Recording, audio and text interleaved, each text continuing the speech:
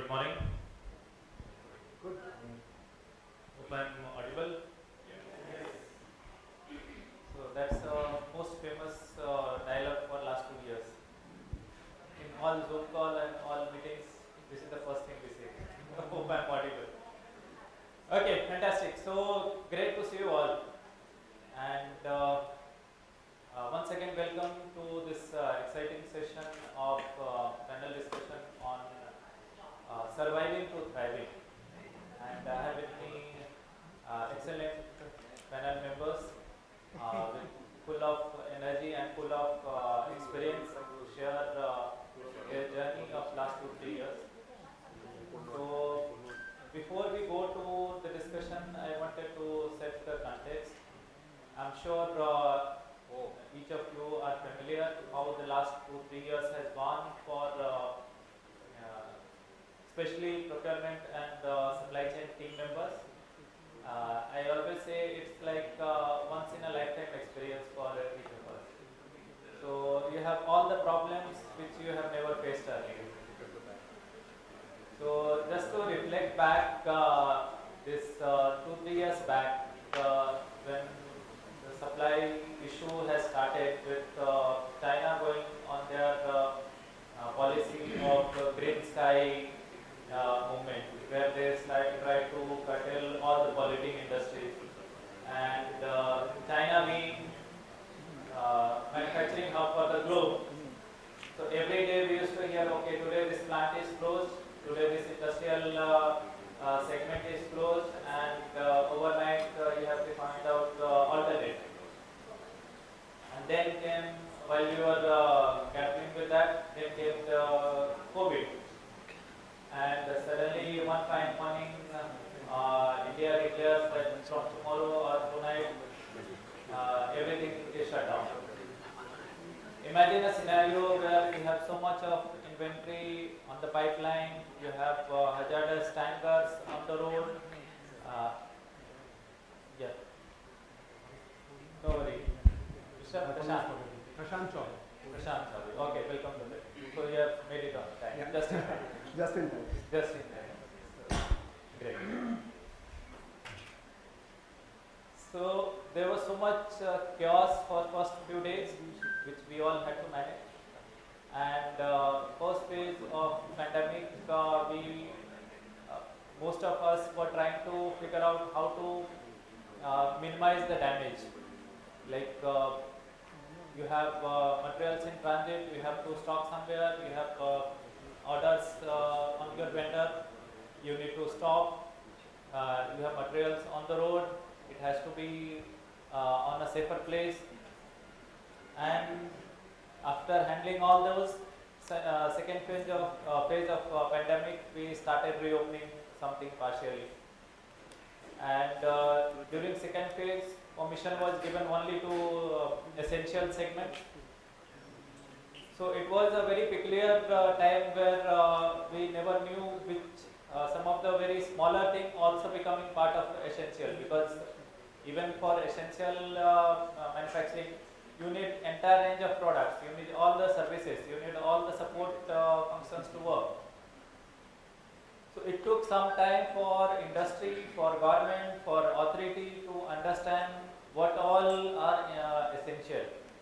And I still remember we decided to open our office for some emergency work, and our admin guy was held up on the way.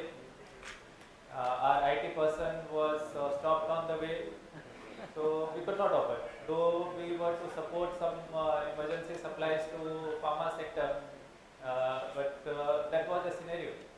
So there were so many ups and downs, so many hurdles, so many things which we never had managed or handled earlier. Somehow, when we started opening our factories, supplies from across the globe was erratic. Some of the factories were open, some of the factories are still closed.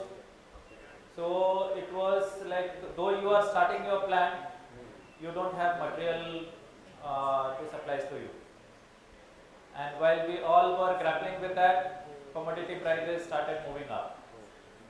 So some of you who are tracking the commodities, I'm sure you would remember, first phase of pandemic, crude oil has gone sub-zero. So if you are buying crude, you will get additional money incentive on top of that. And by third quarter of 21, it has touched almost $70-80 per barrel. And most of the commodities, whether it's a derivative of crude or metal, everything has gone up by 200 to 300%. So I'm sure purchasing fraternity would appreciate whenever we have to give any price increase more than 5%, it's like somebody is sucking our blood. And on every negotiation, we had a time that vendor is coming with 20% price hike, somebody is talking about 30% price hike. It was like they are taking our liver and our part of our body, but we had to give it. So it was scenario like, okay, forget about price, let me know if material is available. So supply security has become topmost priority rather than the price. And we all accepted that, okay, price is going to go up, you can't control. So while price was moving up, supply chain disruption in terms of container unavailability, shipping lines unavailability.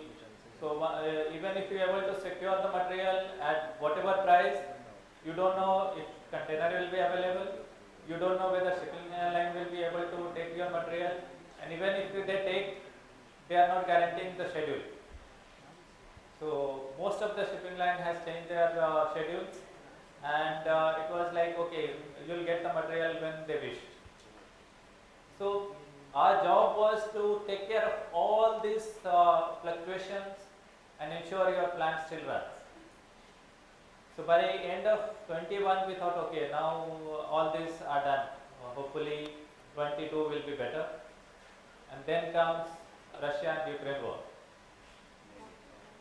So all what we thought is over now started again. So again, uncertainty on the supplies,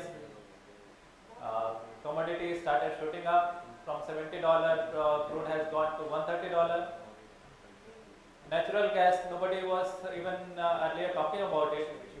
Natural gas has started moving from $7-8 per MMBTU to, it has gone for India $30. So 6 times increase. For European countries, it has gone from $6 to $60. So 10 times increase. So typically, when we had issue from China, some of us have shifted our sourcing point to Europe. So Europe is though typically little premium supply, but it is always considered as a more stable and more reliable supply. But last 6 months, they have become most unreliable and costliest in the world. So all these issues are becoming part and parcel of our daily life. So every day, it's a new challenge. Every day we get to hear something which we have never dealt or handled earlier. So few months back we thought, okay, now we have observed the jolt of Russia-Ukraine war also, things would be better. And then we started hearing about recession, inflation across the globe. So it's like a never-ending story now. And that's where I see this topic for today is very apt. So how we have handled this scenario for last 2 years, and I'm sure when we hear now all these things, we are little more prepared, we are little more confident of handling that, because we have handled this scenario for last 2 years. And it's not, I'm sure it's not like when we have heard first lockdown on a phase 1, where we didn't know what to start and from where to start. So friends, this also gives us a good opportunity for purchasing and supply chain fraternity to showcase themselves. So real strength comes out during the crisis. So suddenly, sourcing and supply chain has become talk of the town. So in every organization, it has become a focus point. So business strategy was more decided based on how is your supply security, how is your supply chain security, whether you will be able to get the material in time, get the material at the price what we can sell to the customer. So huge focus and opportunity has come for purchasing and supply chain team members to showcase their strength, to showcase their ability to handle such crisis, and the function which was never talked about has become a key talking point in the organization or even in the mainstream media. So there was one survey by Economic Times, and that says in last 1.5 2 years, 30 to 40% of top CEO position has gone to people from sourcing and supply chain team. So huge upliftment for this fraternity because of this crisis. So we Indian always look at positive side whenever such crisis comes, and we try to find out some opportunity out of the crisis. So friends, we have excellent team here. I'm sure you will have lots of questions to ask. I would suggest hold on to your questions. I would suggest note it down so that you don't forget. We'll have a dedicated time for Q&A session at the end, and I'm sure each of you will get the opportunity to ask your questions. So now I move on our panel members and ask them how they have seen last 2-3 years, and what are some of the key challenges their respective industry has faced and how they able to overcome this. I'll start with Kartik. So thank you, Nilesh. Thank you so much for this, very introduction about the subject. Welcome everybody. I think it has been a long time since all of us have got together, almost 3 years. I see a lot of familiar faces, faces whom I bumped into when I was in Mumbai. Very good to see all of you assembled here. So, just to kind of put things in context, maybe just touching upon a few points that Nilesh already mentioned, but focusing on possibly what we did in order to kind of navigate through the uncertainty and gloom that we had experienced for a long time. So, while the topic is endemic, I am just kind of stepping a little back and including the pandemic as well. So, it all started somewhere, say December 19, January 20, February 20, and then there was all, by March 2020, there was uncertainty all around, there was gloom around, world is dead, everything is gone, what's happening, there is lockdown.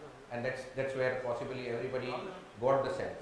There were a number of companies among all of us who already saw this happen. So, right from December 19, a large portion of the industry had started talking about it. People in India, I'm sure had started looking at this, moving away from just in time and started moving into just in case. So I think this was one fundamental change which started happening in the first 3 months of the approach to the pandemic. And then there was uncertainty, gloom, there was logistic disruptions, as Nilesh talked about, there was supply disruption, you're not getting material, suddenly there was scramble, there was a price crash. So everything around, if you had bought material, so many of us would have experienced this. So all people who had planned this just in case would have bought it at X dollars. And suddenly when you started looking at the indices, they were X by 2, they were 0.75X. And suddenly you had a situation to kind of justify saying that was it a right decision at all to get into that kind of a stocking pattern. So the future was there to hold and to justify many of those just in case decisions. There was comeback, there was resilience that each and every individual showed. What was the basic driver for all of that? I think the choice between life and livelihood was what made that change happen. So that the person on the truck, he had a choice, either to take the steering or just sit at home without anything to do.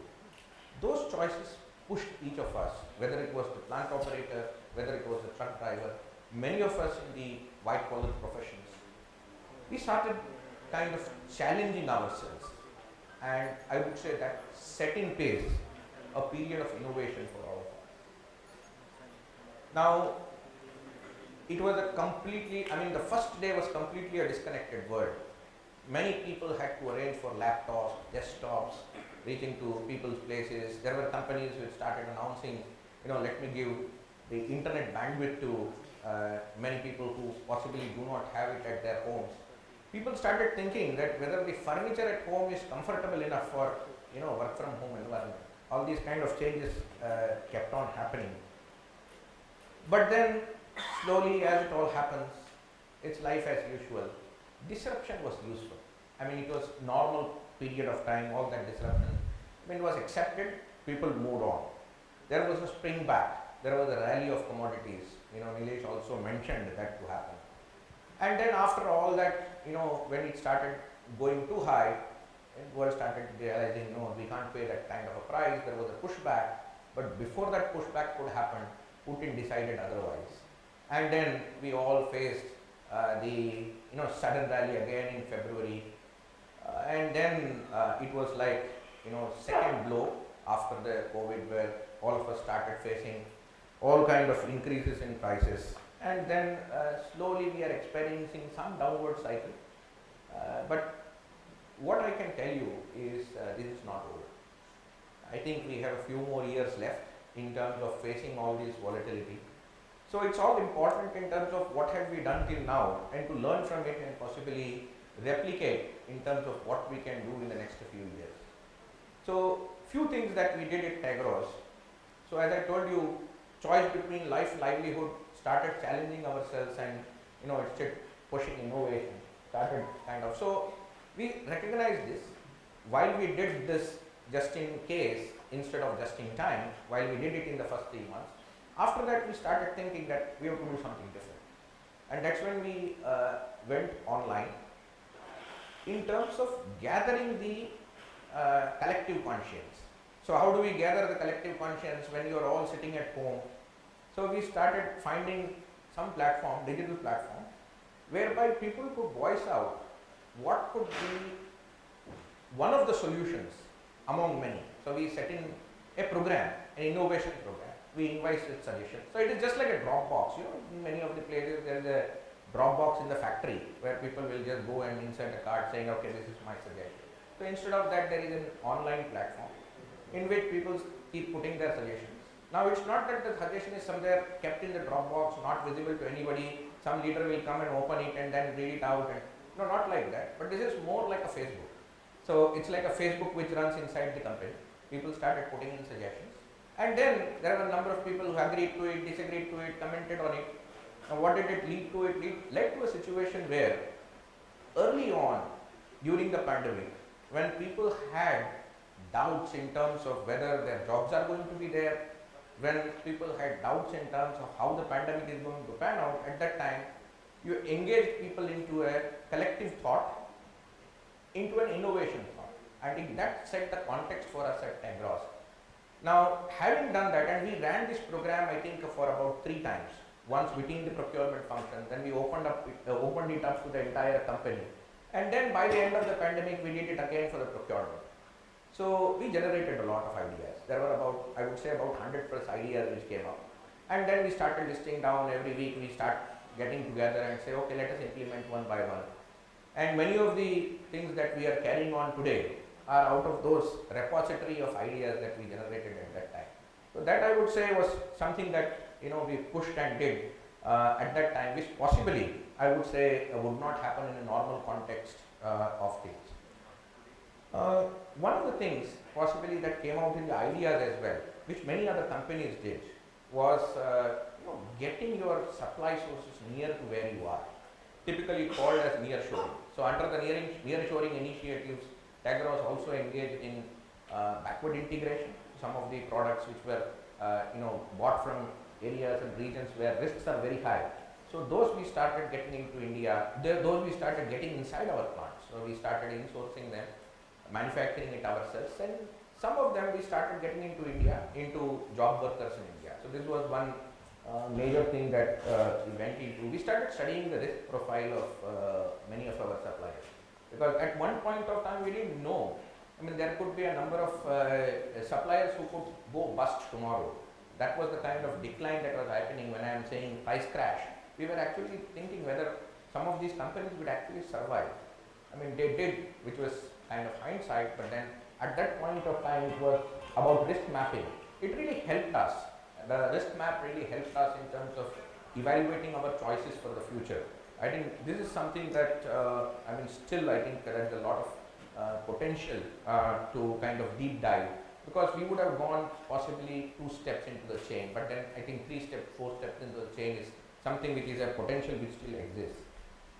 Procurement became, and rightly as pointed out by Nilesh, procurement became the function which went to the boardroom and started ringing the bell, right? So, I mean, people would not believe. I mean, we said, okay, please understand, Russia is thinking about invading, and this we started talking about somewhere in November and December of 2021. I mean, people would not believe. Said, no, it's not possible. It's a nuclear war. You cannot have a war in peace time. So then, there was a lot of effort that procurement professionals had to put in, taking it to the boardroom, ringing the bell, that look, you guys, you have to increase the prices anyway, you have to pass it over. Obviously, it was not possible to pass over all the prices, but then ringing the bell was something that, procurement professionals had to do, in order to survive. The other thing that obviously called for from the procurement professionals was that you had to kind of get multiple stakeholders together. I mean, this was something that pandemic taught us in a very, it's a judicious, you have to get everybody onto the platform, get everybody tied up together in order to face these kind of challenges. Digitization was something that everybody did. I think it is something which is now taken. You have to do. I think these were a few of the things I have possibly gone just to give pointers in terms of what Tagros did in order to meet the challenges of the endemic pandemic, and I am sure that we will do a few more of these initiatives in the coming years. Thank you, Kartik. I am sure we all have lots to share. So now I would request Nikhil to share his experience during this period. Thank you, Nilesh. If you can introduce a brief about yourself, your company, so that people get a little more perspective. So, good morning, friends. So, I am Nikhil Puri. So, I am the Global Procurement Head for Sterlite Technologies Limited. As for the Sterlite Technologies Limited, we are end-to-end solutions provider for telecom network. So, everywhere across the globe, the major telecom operators runs our network only and our products only. So, at the back end of the data that we use, and the data is the new oil that we call upon. So we are at the back end of it. I am having more than 18 years of experience working in telecom, and prior to that I have worked in automotive industries in Honda and General Motors. So talking about the theme, surviving to thrive. So our commodity became an essential commodity overnight. It was not a part of commodity because everybody wanted to be connected, because data was required more than ever. It actually overshot the data requirement by 5 to 10 years. This pandemic brought in the requirement of the data. So our manufacturing sites were forced to be open on the 12th day after the lockdown.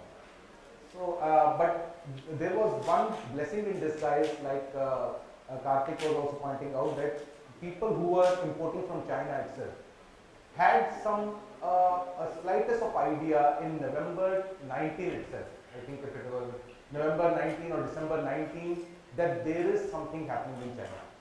So we were, our team was very much agile in taking the steps in stocking some of the inventories at the port, at our sites itself. We convinced our management that this is going to come, and that actually shielded us. But more often than not, everybody in this room and across the whole fraternity and all industries, people were struggling for containers. We had the inputs, the finished goods were ready, but there were no containers at all.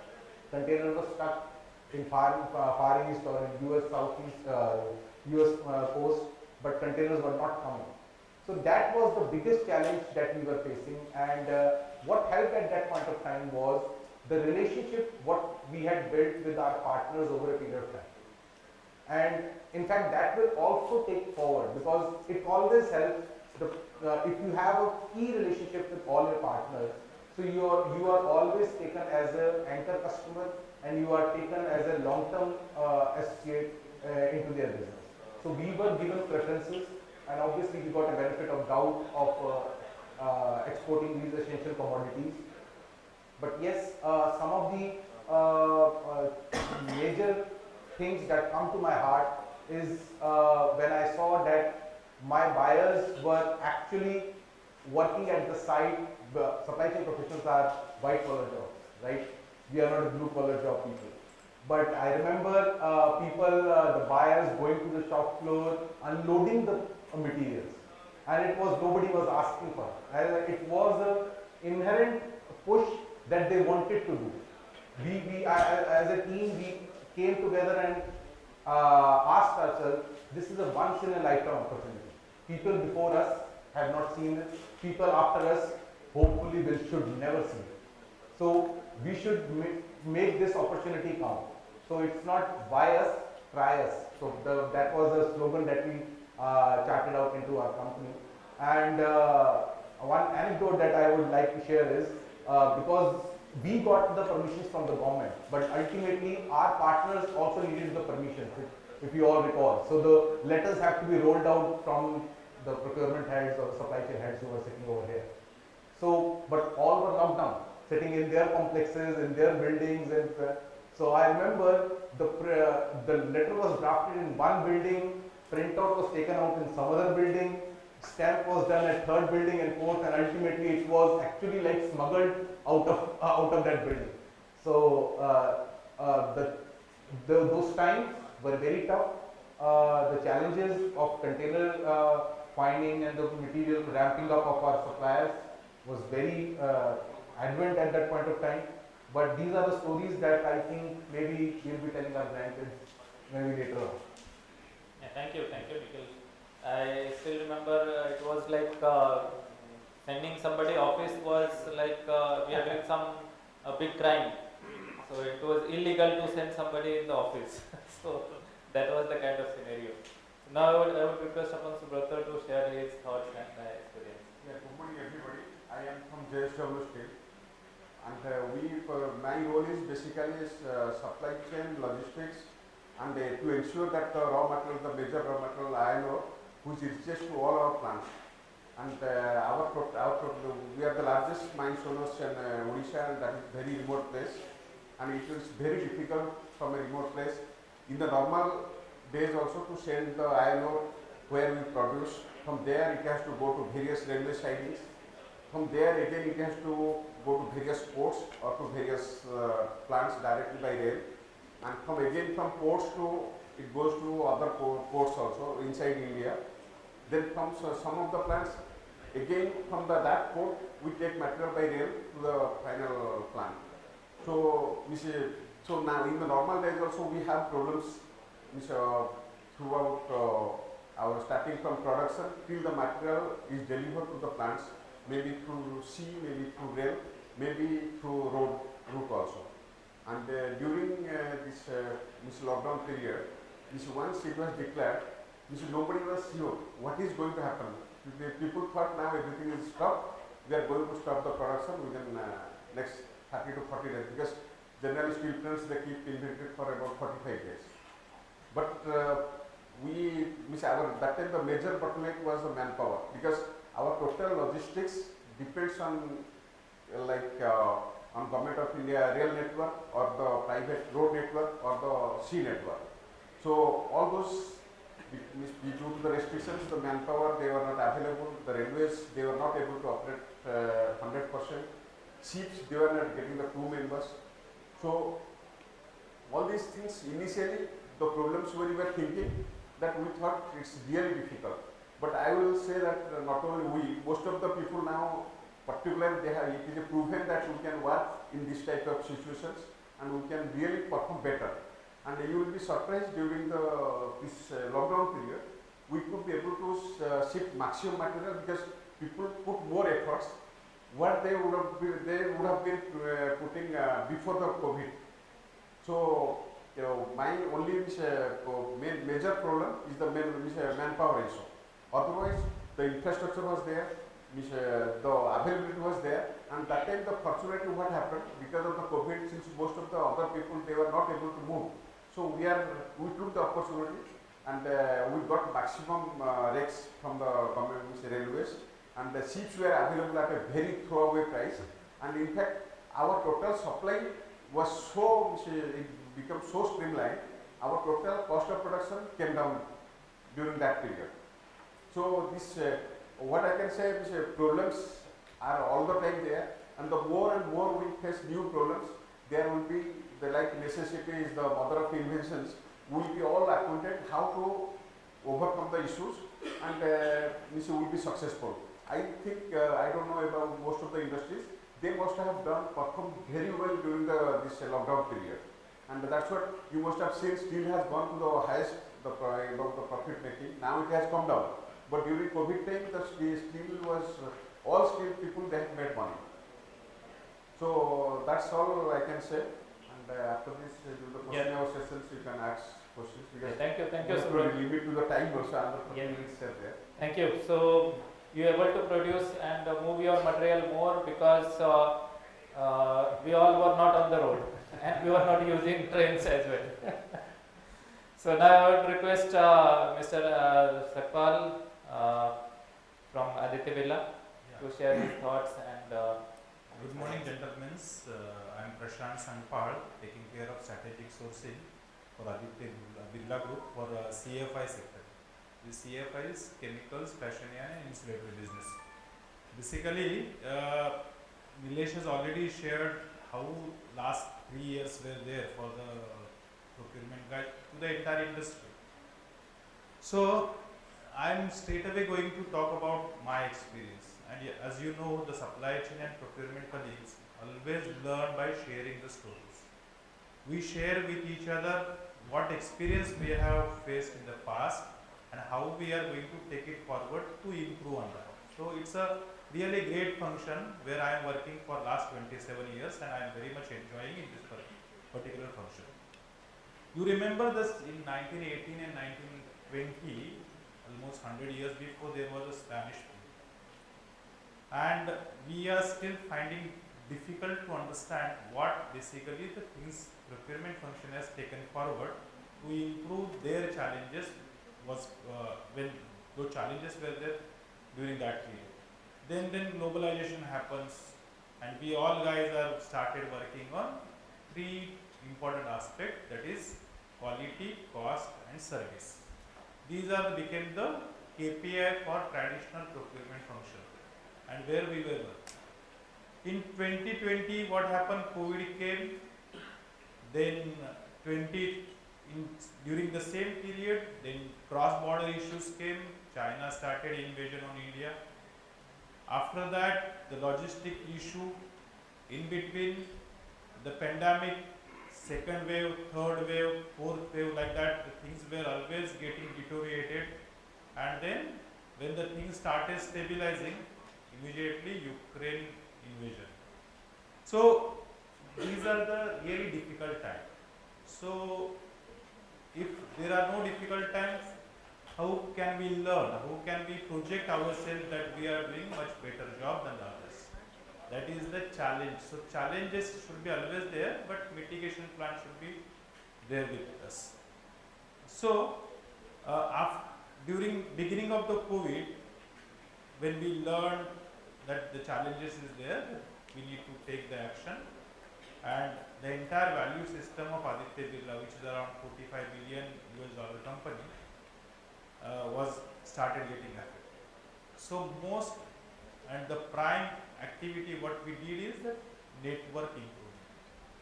So our first focus was to improve the network, where the entire supply chain colleagues were connected on WhatsApp. Then we started daily hurdle call. So where we were exchanging the problems, we were exchanging the information, how the containers are placed, how the materials are coming, and how much requirement is there. So that was the second.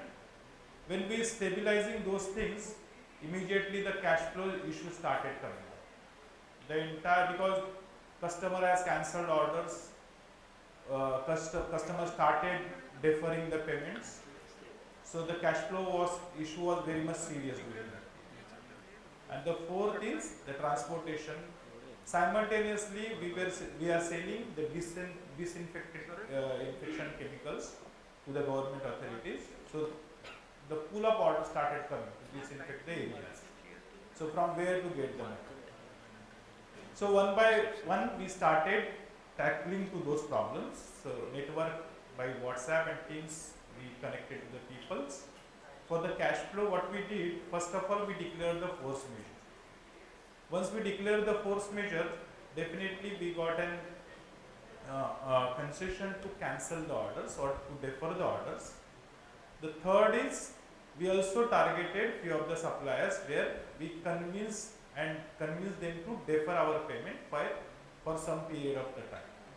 Simultaneously, the shipments which were in the pipeline, we took those shipments in our custody, but the shipments which are about to load, we cancel that or defer that because market was really slashed during that period. So these are the three major actions we have taken to improve our cash flow. Then fourth is regarding cross-border issues. Cross-border issues, we were not that dependent on the China because we experienced those kind of difficulties during 2018 and 19, which Nilesh has already elaborated, that environmental crisis has started happening in the China. So where we started putting the alternate vendors.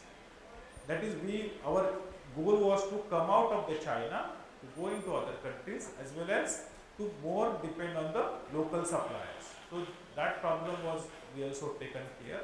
And the fourth, in between the COVID waves were going on, the logistics issues started becoming more and more serious. So what we did over there, basically the container inventory was on the stake and it was very difficult to get the container. So we moved most of the container shipment to bulk cargos. We started utilizing feeder vessels. Third, we moved from the road transportation to the rail transportation. So by that way, we started controlling on those kind of problems. Now after that, the Russia invasion came. So basically our entire segment is not that dependent on the Russia. So we could manage those challenges, but simultaneously we started giving information to our management because of Russia invasion. So A, B, C, D raw materials will get affected, the pricing will move up. So we need to build up those pricing to our customers. By that way, so what we did, basically we are focusing more on the index, commodity index, and simultaneously we are clubbing that commodity index with our finished goods pricing. And by that way, we could able to control our cash flow as well. Thank you, Mr. Sankpal. I think in the interest of time, we'll have to move to the next panel member quickly. So we have next panel member from Prop. Yes. So if you can share your thoughts and experience during. Morning all. Good to be back and meeting physically after long. A lot of familiar faces, a lot of new faces. A bit background about myself. I represent a company called Storm Shipping. We are a Danish company. We are one of the biggest ship owners. We own about 80 ships, and we are into product tanker segment, and that is what moves all your aviation turbine fuel, naphtha, your gasoline, petrol, soybean oil. So a bit upwards in the supply chain values as such. We also have about 5,000 plus crew members from various nationality, even with the latest mix of even a Russian and a Ukrainian and of course Indian and a Filipino or Europeans. So in my role, I lead the global sourcing team along with the logistics, which we have offices globally at the 3 locations for the shipping hub. For us, we started sort of facing it since the crew movement. I mean, we could recall ourselves, in order to even get a grocery down, it was such a big challenge to step down. But the ships were moving, the crew were changing, and then the people were flying to different locations. At least these guys. Myself, I have been an ex-sailor, so I know how difficult it has been on a usual time when you have 3 flights to change from India to reach, say, Brazil to join your ship. So I mean, we have traveled, so we know. And with these sort of things, it was like I said, we were getting the hits in the late of 19s or early of 2020. And what was happening is, if I put an example, if somebody had to fly to Dubai to join a ship, he had to fly from here to Muscat to London, and then fly back to Dubai. So that was, and we had, even if we have to move to different states, had a challenge. So in order to keep up with the various ports, we call about 700 different ports globally. So to keep up with the regulation, what is there. So what we realized, it is not going to happen with a manual sort of phone calls or email. So we, again, because it was forced with 5,000 plus crew members moving all across the globe, we had devised a real-time a tool which was feeding it with a lot of local information, because that was also changing every day. So that was on the crew movement. Those guys had to be going through a different sort of challenges every time, and imagine if somebody turns positive on board the ship. So we have had few cases where seafarers turns positive. What happens now? Nobody wants to do the operation with the vessel right now. You don't want to touch the vessel. Whereas now what happens is also when somebody mentioned about oil going to sub-zero, that was the best time for us actually, because what was happening, everybody was trying to hoard as much as oil possible, because that was not sustainable. And again, the warehousing concept or the space is limited, right? So the ships were used as storage for maybe 6 months if the vessel is just there, and then suddenly the collapse came, of course. So I think it was very dynamic, and when you have so much exposure to various touch points which can affect, which are outside your capacity, what at least we have learned. And you can't put a metric, is on your relationships with your suppliers or the agents or the boarding officers which we have had across these places. So you need to also ensure when we do our hard negotiations with them, it is good to save that 5-7%, but you are not making money probably with that. So we were making money moving the cargo. We were not making money with whatever services they were providing with. Yes, so we need to have that real win-win situation when we do this negotiation, and that is where not a single ship, at least our team, could potentially said that was affected or faced a demurrage because the crew couldn't join or we couldn't connect the spares. So I think that was a big learning for us. On the other side of things, also what we realized is that identifying those key ports, because like I said, 600 different ports which we touched. So then we need to have a go or a no go, and then for painstakingly the crew on board had to say, imagine being away from your family for that long. You were stipulated, say, for 3 months, and now you have to be there.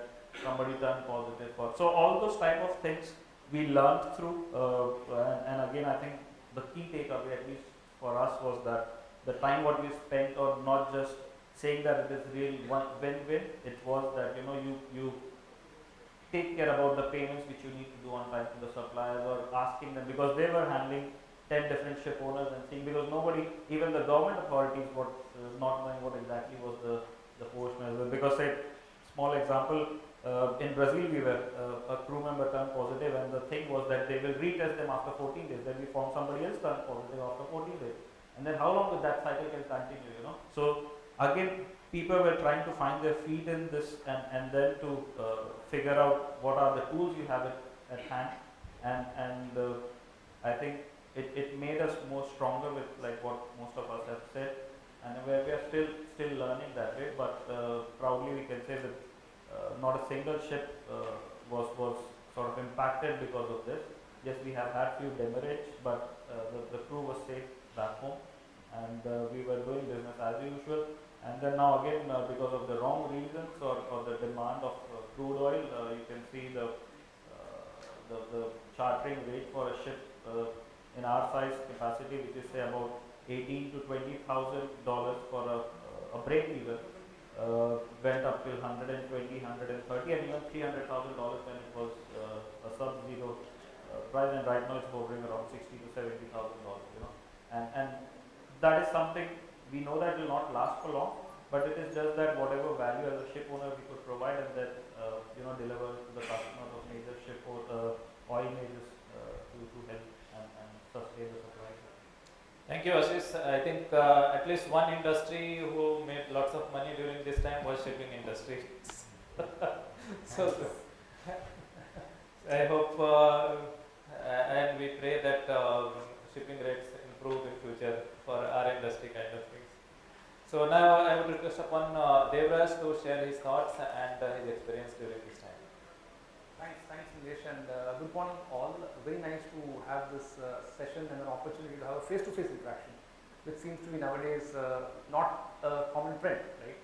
And in that context, I would really like to first compliment Harish and his team for ideating back to bring back this kind of conversation of an industry forum to exchange best practices. Myself, Devarajan Iyengar, you can call me Dev. I lead the in-house consulting within global procurement for buyer for the APAC region.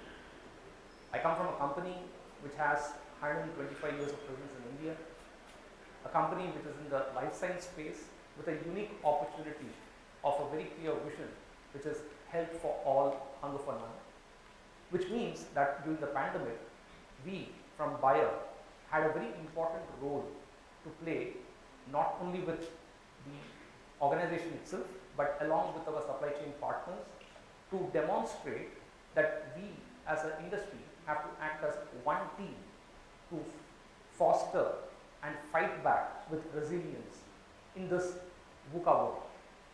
Why do I say that? The last 2 years that we saw, and whatever the panelists here have explained, I would not go into that again because that's exactly what we faced. But if you have to put it in a very broad level, we were talking about a VUCA world. A world where it was volatile, uncertain, complex, ambiguous. And we have never faced this in the past. In terms of the years of experience that I had as a procurement professional or my fraternity that are standing here in this panel, this was something very unique that we went through. And the only way that we could address this was to bring in agility in decision making, be it at a ground level, on a day-to-day business continuity topic, be it at a strategy level. Because all those years when you used to create a category strategy as a procurement professional, the shelf life expected of a category strategy was at least 3 years. And here we are talking about a category strategy to be put in the dustbin within 3 months because the world was changing so fast. So what we realized as an organization, what we realized as a function was that how do we bring that agility in that space when it is so uncertain? And the only way that we as an organization ensured to bring agility was we also had a responsibility to license to operate. Because you had this framework, you had the constraints, you had interdependencies within the ecosystem to drive the topics required. So just as an example, we as a function used to talk with pride of squeezing our suppliers to the last penny and have that pride of having cost savings as the key KPI as a function. But this last 2 years taught us we need to shift. We need to have a paradigm shift, moving away from a cost negotiation perspective of looking at our supplier to looking at them as a partner in securing supplies of not just the material, but of the end product to reach the last mile to the end customer to safeguard the vision of the company. So this whole paradigm shift of a professional looking at it from a bigger picture impact than looking at it at a granular level was, I believe, one of the fundamental change we all went through. We also had a significant lesson learned. There are significant learnings that we had in this 2 years. And I would like to focus on that part because we all spoke about the constraints and how we work towards the constraints. But one significant learning that at least we all had was this whole piece of digital being a key enabler. How can we bring in digital mindset to enable fostering different creative ways of working, significant changes in the operating models, which would also support us in terms of sustainability as one of the key factors. So I believe this 2 years was something I would like to summarize this in the form of baptism with fire. But what it brought up was gone are the days when we as professionals or as a function can work as a functional silo.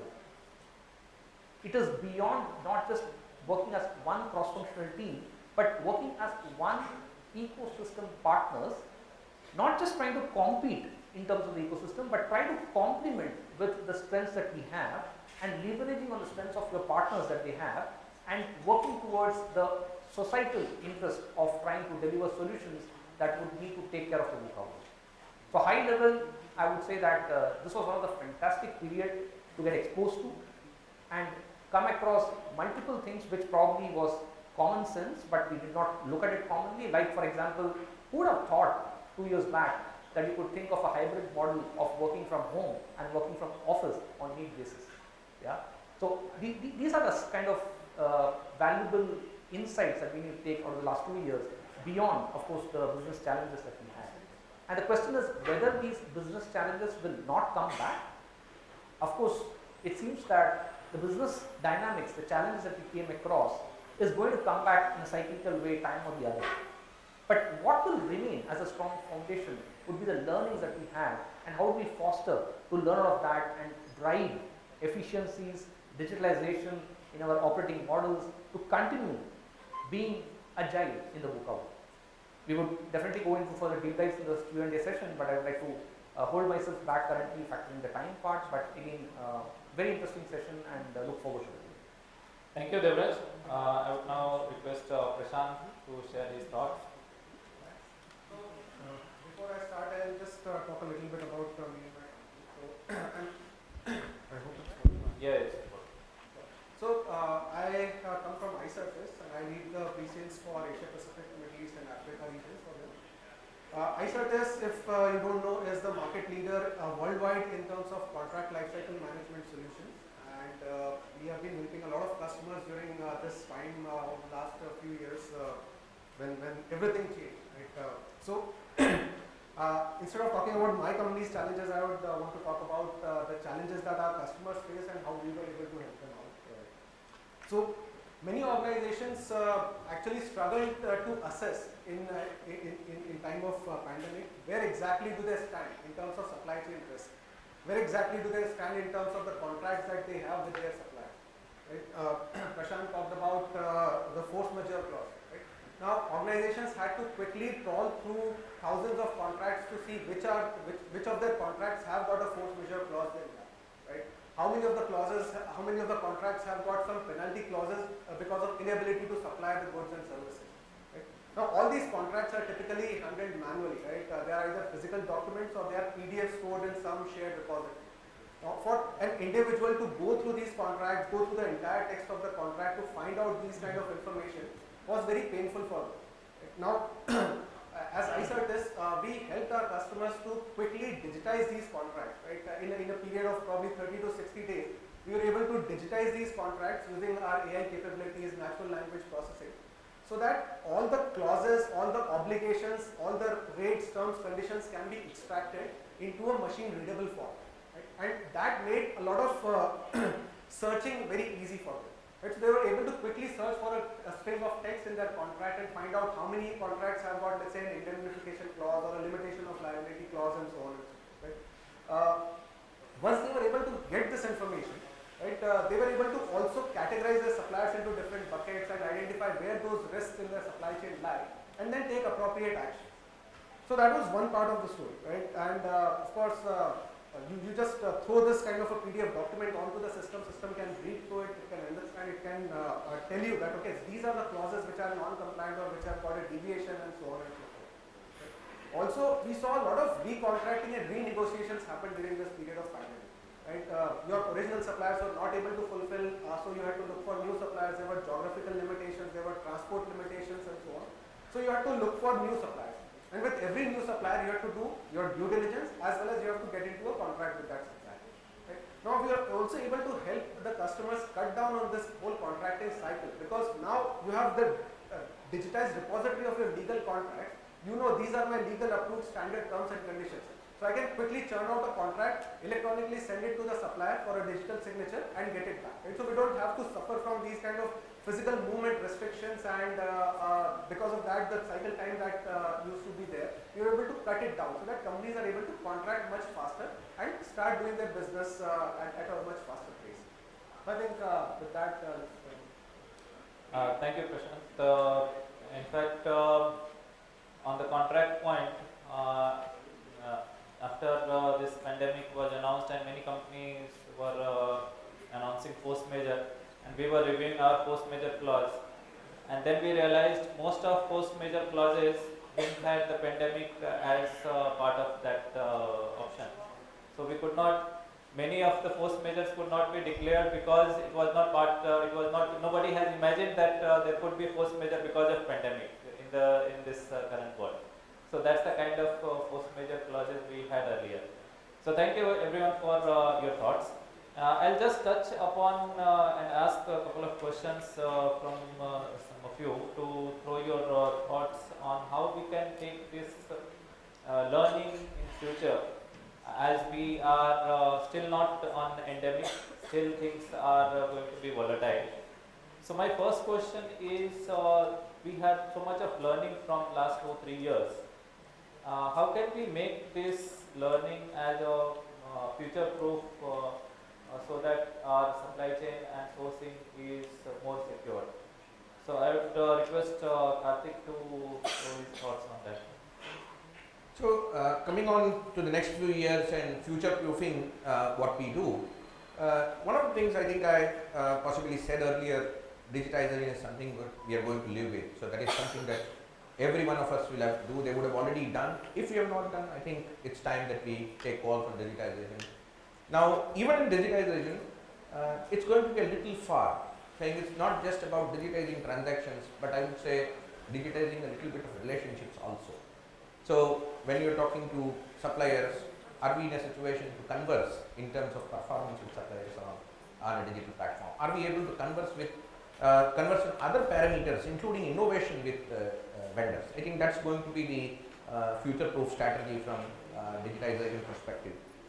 And there is going to be a lot of analytics, which is possibly expected out of the digitized platforms in order to guide us, in order to help us collaborate with the end customer.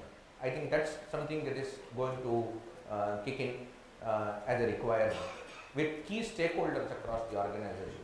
How do we take the principles across, work together with them? All said, category is going to be very important, category level knowledge.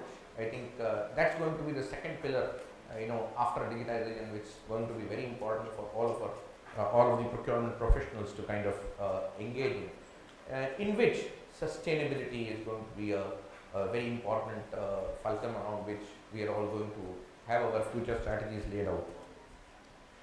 At the base of all of this are going to be people.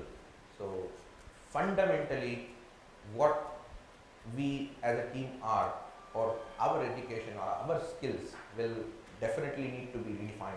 There is a bit of technology, there is a bit of strategy, there is a bit of future thought, there is a bit of dream that will need to come into each of us in order to navigate through the next few years. If I were to summarize, I would add 3 points to the already existing 3 typical classical necessities of a procurement function: service or supply quality and cost. Let me add 3 more. Let me say agility, resilience and sustainability. These will be the 3 more pillars that we will have to add to the already existing in order to future proof. Thank you. We all talked about digitalization. How digitalization has shaped and changed the way of working. So Devarajan, if you can throw some light on digitalization, how it has impacted this entire procurement and supply chain process. Sure. I think the terminology of digitalization is something that we all have been commonly using across many years. But I think the thrive to implement that with full scale was something that we realized as part of this pandemic. Right? Now, the very fact that today we look at procurement professionals not just having strategic mindset, but are they having the digital mindset in what we do, is something also becoming as one of the key important skill sets that's required. Now, just a high level 2 examples of what we did in terms of digitalization. Like for example, I myself went through a change where I had not done a negotiation conversation with a cross-functional team with our supplier partners for multi-million euro contracts ever in a digital Teams channel. Yeah, we used to always have this mindset of having this as a face-to-face conversation. And on an average, it takes 3 to 4 meetings of people flying across the countries or even from the continents to come for a negotiation conversation when it comes to multi-million euro contracts.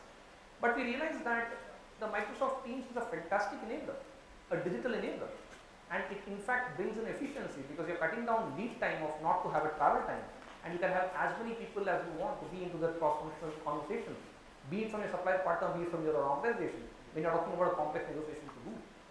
And that itself was a fundamental eye-opener that a digital enabler like Microsoft Teams can drive efficiency in terms of lead time reduction, and further you ensure to also act as a sustainable professional by topping up sustainability in terms of license to operate, right? By not traveling across and not having carbon emissions done because you are doing this virtually. So that's one example I would say as a very important element that was an eye-opener. The second example is we all will still continue to be a function where we will be challenged in terms of cost of operations. Even though we are a function which adds significant value to an organization, be it in terms of bottom line in terms of getting cost optimization or be in terms of security of supply for top line, we still will have a challenge of cost to serve. But at the same time, there will be upsides and we will still need to cater to the demand.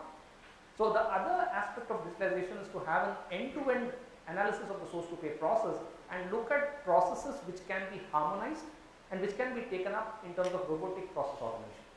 So we in Bayer have introduced robotic process automation in terms of the direct spend category, where we have this periodic requirement of price updates in the SAP system for the directs area, where on an average it's a monthly, quarterly kind of price updates across supplier partners globally. We're talking about 300,000 odd material items in which you have to do a price update, and this is done earlier in the past in a manual way. We have now robotic process optimization applied and introduced to automate this particular process. So just sharing 2 examples of how we need to bring in a digital mindset in terms of end-to-end processes and look at optimizing, which leads to efficiency as well as we contribute to sustainability. Thank you. I think digitalization has changed quite a bit of things. So we are so now used to of Teams, Google Meet, Zoom, that we started thinking that do we really need office? So it has come to that efficiency level. All the plants were running, all the functions were moving smoothly without being in the office. So that's another big question for the corporate and for industry and for real estate world especially. Do we really need the office?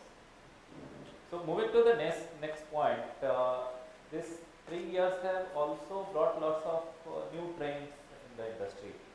So Nikhil, can you share some of those key trends, what are going to shape the future for this? Yeah, thanks Nilesh. And this is a valid question. So one, we have to, as Kartik mentioned about new future ready, but we also have to adapt to the new trends that are coming in supply chain.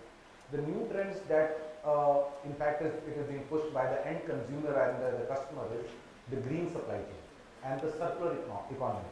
We have been very much focused on the linear economy. In fact, I probably said that we have started using one of our process scrap and refurbishing it and bringing it again as a feedstock into our process again. So it brings down your cost, so it reduces the carbon emission, your input cost gets reduced and all. Most importantly, as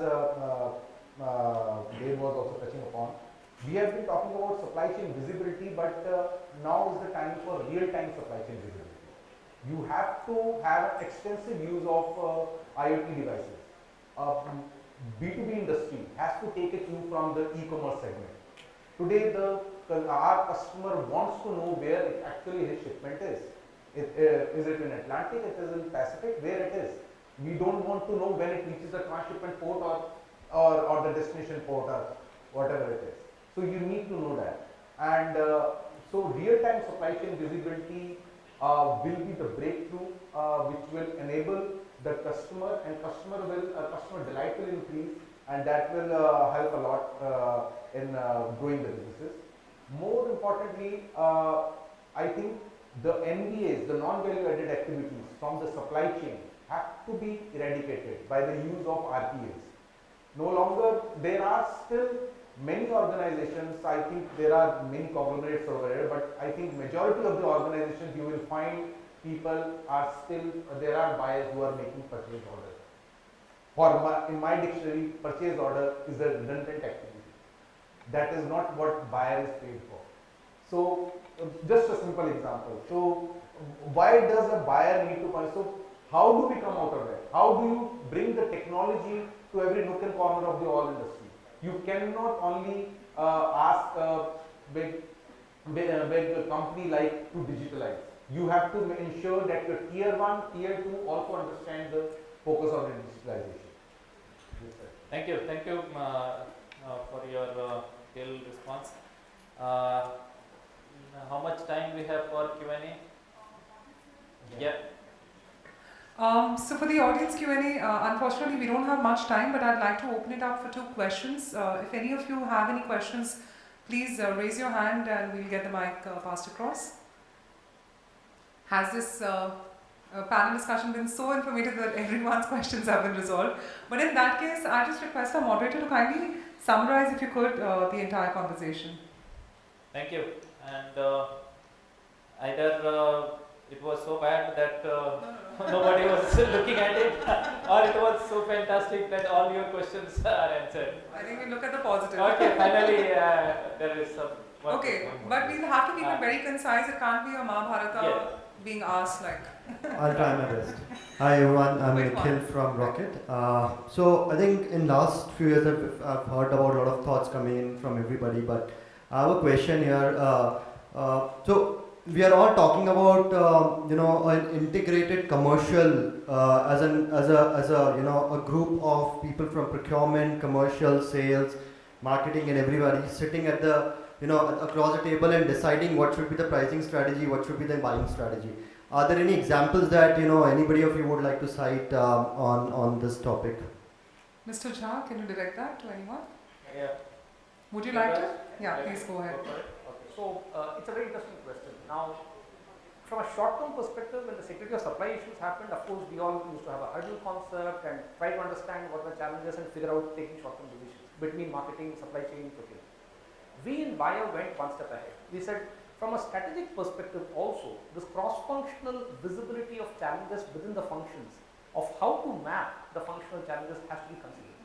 So we have introduced a concept called AI value map concept, which would mean that you need to have an end-to-end value map for your particular product that you source, which goes into manufacturing of your finished product, and the visibility of that should not be restricted only to procurement supply chain, but should also be visible to marketing. And we as cross-functional team should take a collective strategy from a 3-year horizon, how do we move ahead in terms of risk mitigation for single source dependencies. So for me that would be a classical example of how do we address mid-term, long-term strategic overview cross-functional. Thank you so much.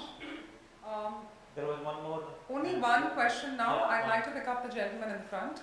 So final question because we are already over time. Good morning everyone. I am Satyanarayana from Voltas.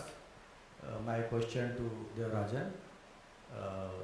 So during the pandemic, no doubt the technology has helped us a lot and we could sail through. In terms of negotiation, I think you spoke a lot about it. The online or WebEx So question negotiation. please, quick. Yeah, online or WebEx negotiation versus the physical negotiation. If you want to put a figure to the effectivity, what it could be? Interesting. I look at it from a different perspective. Sure. What I'm trying to say is, use this as a toolkit. There's no hard-stone process that the negotiation will be effective in a virtual format. What I'm trying to tell you is, if there are 10 rounds of negotiations, where we know that only till the 10th round the final numbers are going to be spelled out, why do you want the first 9 rounds to be all face-to-face? Probably it could be a hybrid model that you could adapt. The point I'm trying to share here is, adapt best practices which come out of lessons learned and use it as a toolkit. So to answer your question, there's nothing right or wrong about the effectivity rate. The topic is, will you continue having all the 10 rounds of negotiation face to face, or will you go for a 50-50% of virtual and a face to face model? That's the point I'm trying to make. And ladies and gentlemen, of course, we've requested our speakers to, of course, stay around in the entire day, so we would have time to network with them, and we've got the awards as well. But in lieu of time, we're already a few minutes over time. I'd just like to conclude with the panel discussion. Let's give them a huge, huge round of applause to all our incredible panelists. And we request Mr. Nilesh to do us the honors of felicitating all our guests one by one. Ladies and gentlemen, once again, a huge, huge round of applause to all our panelists. Mr. Jha, we request you to step in forward. First up, we'd like to have Mr. Kartik. Kartik, thank you so much for your valuable time today. Let's give him a huge round of applause. Mr. Kartik is Head Procurement, Tagros Chemicals India Private Limited, who happened to enlighten us with so much of his anecdotes and knowledge today. Of course, thank you so much, Mr. Nikhil Puri, for your valuable time. Let's give him a huge, huge round of applause. Global Procurement Head, Optical Networking Business, Sterlite Technologies Limited. We'd request our team to kindly bring in it faster so we can execute it. Come on, ladies and gentlemen, a huge, huge round of applause. Next up, Subrat, Sahoo, Head Logistics, Supply Chain Management, GSW Steel. Let's give him a huge, huge round of applause, Mr. Sahoo. Yes, I know, there's quite a lot of round to complete there. No worries. Thank you so much, Mr. Sahoo. Of course, next up, Prashant, Sankpal. Thank you so much for your valuable time. Thank you, Prashant, for joining us on that. Vice President Strategic Sourcing, Aditya Birla Chemicals. And a man who shares the same name but a different profession, a different designation altogether, Mr. Prashant Chaubey, General Manager Pre-Sales, iService. Thank you so much, Mr. Chaubey, for joining us. Fabulous discussion right there. Mr. Ashish Tripathi, Head Global Purchase, Logistics and Agency, TORM. Thank you so much, Ashish, for joining us today.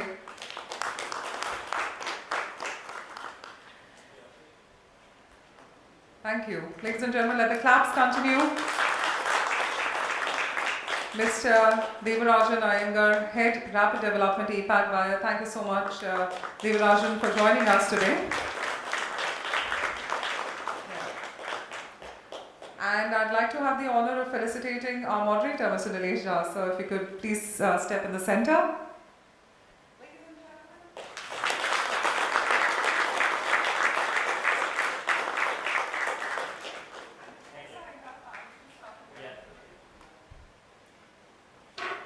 So the final moment when our entire panel comes in together. Ladies and gentlemen, fantastic energy right here. The 9th Procurement Leader Summit happening. Let's give them a huge, huge round of applause as we thank all our incredible panelists as they come in together for a group photograph. Of course, we have enough and more time to network with one another.